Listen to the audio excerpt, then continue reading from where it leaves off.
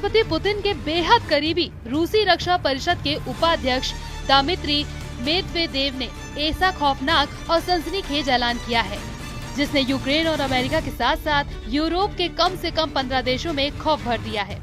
Putin की तरफ से दिमित्री ने ऐलान किया कि अगर यूक्रेन की जमीन से यूरोप, नेटो और गैर यूरोपीय देशों से जुड़े 15 देश रूस से सीधी जंग करेंगे तो यकीन मानिए यूरोप के सैनिकों को ताबूत में भरकर फ्रांस, ब्रिटेन और जर्मनी भेजेंगे।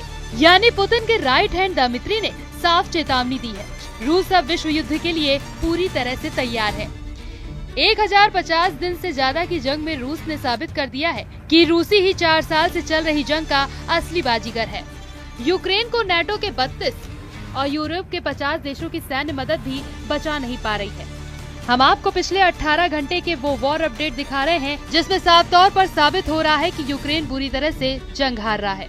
हालांकि 20 जनवरी 2025 के बाद से जब से राष्ट्रपति ट्रम्प ने यूक्रेन की काफी हद तक मदद बंद कर दी है, उसके बाद से यूक्रेन पर रूस के हमले कोड में खास साबित हो रहे हैं। लेकिन पेरिस में फ्रांस, जर्मनी और ब्रिटेन ने रूसी मोर्चा के खिलाफ जो फैसला लिया है वो वाकई खौफनाक है। पहले जरा इन तस्वीरों को देखिए जिसमें यूक्रेन के खार्किव, खेरसोन, सुमी, ओदेसा में रूस के खूनी हमलों ने हाहाकार मचा दिया है। खार्किव में रूस ने पिछले हमलों की तरफ इस्कंदर-M मिसाइलों से कई हमले किए जिससे यूक्रेन को भयंकर नुकसान हुआ है। 7 दिन पहले रूस ने जब ओदेसा पर हमला किया था तो दुनिया ने ऐसी खौफनाक और दर्दनाक तस्वीरें देखी कि लोगों का कलेजा कांप गया। हालांकि रूस के विदेश मंत्री सर्गेई लावरोव ने दावा किया कि काला सागर के बंदरगाह शहर ओदेसा में जिस जगह रूस ने 2 बैलिस्टिक मिसाइलों से हमले किए हैं वहां पर यूक्रेन के खुफिया अधिकारी यूरोप और नेटो देशों के अधिकारियों के साथ मीटिंग कर रहे थे। इस हमले में रूस ने दावा किया कि उसके हमले में ओदेसा में मौजूद 66 सैनिककर्मी मारे गए थे जो आम यूक्रेनी जनता को ढाल बनाकर इमारत में खुफिया मीटिंग कर रहे थे। रूस ने इस हमलों से साबित कर दिया था कि यूक्रेन की तरफ से यूरोपीय देशों ने रूस के खिलाफ सीधी जंग शुरू कर दी है।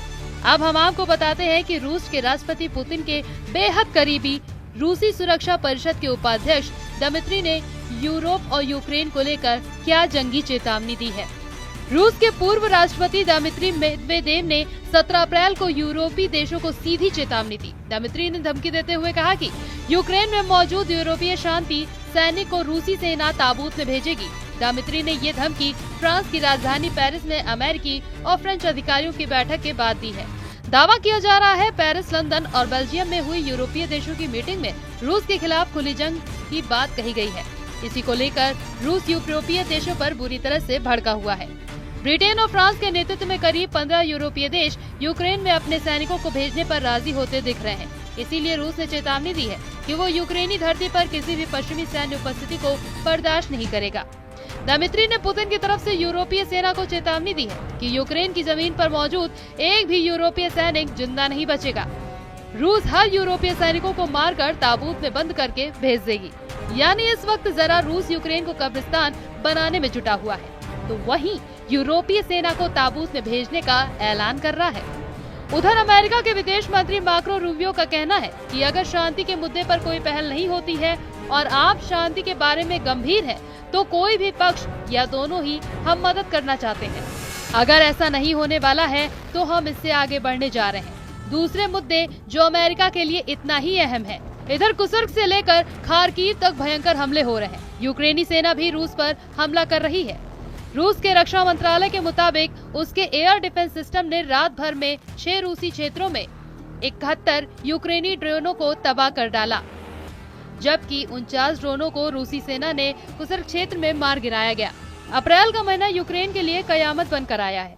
रूसी सेना के 1.5 लाख सैनिक, 3000 टैंक और 5 ब्रिगेड इस वक्त यूक्रेन पर चारों तरफ से हमला कर रहे हैं। सबसे हैरानी की बात तो ये है कि रूस 1040 दिन से ज्यादा की जंग में यूक्रेन के 1,13,000 वर्ग किलोमीटर इलाके पर कब्जा कर चुका है, जो लगभग यूक्रेन की जमीन का 20 से 22% बैठता है। लेकिन उसके बावजूद रूस रुकने का नाम नहीं ले रहा। रूस ने यूक्रेन में मौजूद अमेरिका और यूरोप के एयर डिफेंस सिस्टम को चुन चुन कर मारना शुरू कर दिया है। रूसी हमलों की इन ताजा तस्वीरों को देखिए। रूस तोपखाना यूक्रेनी सेना के 221 मोर्चों पर अंधाधुन हमले कर रहा है। 44 सेकंड के इस वीडियो में दावा किया गया कि यूक्रेन के खार्किव, निप्रोपेट्रोव्स्क, खेरसोन में रूसी सेना के हमलों से भारी तबाही हुई।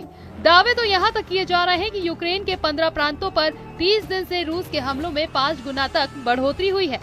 रूस के प्रचंड हमलों को देखकर कुछ वॉर एक्सपर्ट्स डंके की चोट पर दावा करने लगे हैं कि ट्रंप पुतिन के खूनी हमलों पर आंखें मूंदे बैठे हैं और एक तरह से यूक्रेन के खिलाफ ट्रंप की सरकार की गद्दारी को साबित करता है कि इस वक्त यूक्रेन की राजधानी कीव समेत यूक्रेन के 15 प्रांतों पर रूस किस तरह के कैसे हमले कर रहा है।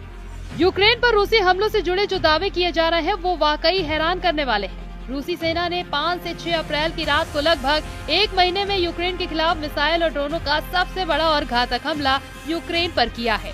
दावा किया जा रहा है कि यूक्रेन के कम से कम 15 प्रांतों पर रूस के खूनी हमले हुए हैं। रूसी हमलों की जो डिटेल आई है वो भी चौंकाने वाली है। रूस की राजधानी कीव पर रूस ने सबसे ज्यादा नए ईरानी शाहिद ड्रोन 136B से हमले किए हैं। रूसी हमलों से यूक्रेन के कई इलाके धुआं हो गए। अमेरिका स्थित ISW के दावों के मुताबिक रूस ने यूक्रेन के कम से कम 4 प्रांतों पर सबसे घातक मिसाइलों से हमला किया।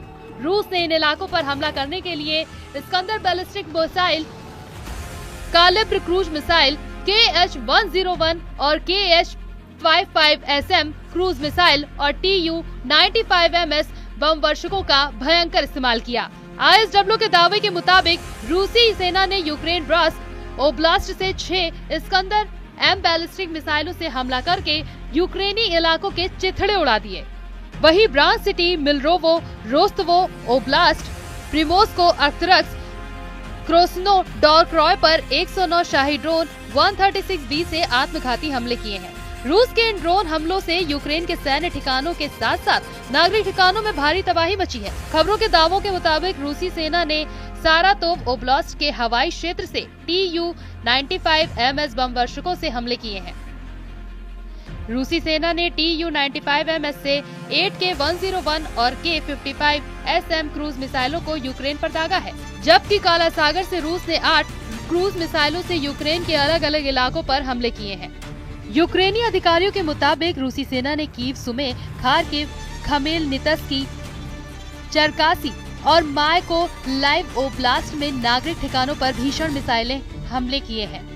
यूक्रेन का दावा है कि रूस ने 5 इस्कंदर M बैलिस्टिक मिसाइलों से कीव ओब्लास्ट पर हमला किया। हमले में इस्तेमाल की गई रूसी मिसाइलों में काला सागर से लॉन्च की गई मिसाइलें भी शामिल थी। हमारे सहयोगी जानते हैं कि उन्हें किस जहाज और समुद्र के किस हिस्से से लॉन्च किया गया था। यही एक कारण है कि रूस कूटनीति से दूर रहता है। रूस बिना शर्त युद्ध विराम के लिए सहमत क्यों नहीं होता? वे समंदर से हमारे शहरों और बंदरगाहों पर हमला कर रहे हैं। हम आपको बताते हैं कि जिस वक्त पुतिन को पता चला था कि अमेरिका यूक्रेन को F-16 फाइटर जेट हमला करने के लिए दे रहा है, उस वक्त पुतिन ने कहा था कि हम F-16 जेट को हमला करने से पहले जमीन पर जला देंगे। लेकिन यूक्रेन ने F-16 को हवा में गेम चेंजर साबित कर दिया।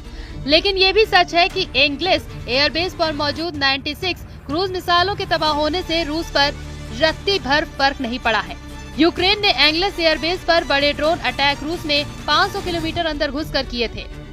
यूक्रेन की वायुसेना के मुताबिक रूस ने लगभग 3 साल की जंग में यूक्रेन के खिलाफ 51,000 से ज्यादा गाइडेड बम से हमले किए हैं। यहाँ तक कि रूस ने अब तक कम से कम यूक्रेन को मिले 2 F-16 को हवा में तबाह कर दिया, जिसमें सबसे बड़ा हमला F-16 पर रूस ने यूक्रेन के जापोरिजिया में लगभग 45 दिन पहले ही किया है। क्या यूक्रेन को यूरोप और नेटो के पास मौजूद अमेरिकी निर्मित F-16 multi role fighter jet बचा सकते हैं? इस सवाल पर बहुत से सवाल खड़े हो चुके हैं। पुतिन पहले ही कह चुके हैं कि रूसी सेना चुन चुन कर F-16 को जलाकर राख कर देगी। यूक्रेन को अमेरिका F-16 का नया बैच अमेरिका से मिल चुका है, जिसने रूस पर हमले शुरू कर दिए हैं और साथ ही यूक्रेन को तबाह करने आ रही रूसी मिसाइलों को भी ये फाइटर जेट मार रहे हैं।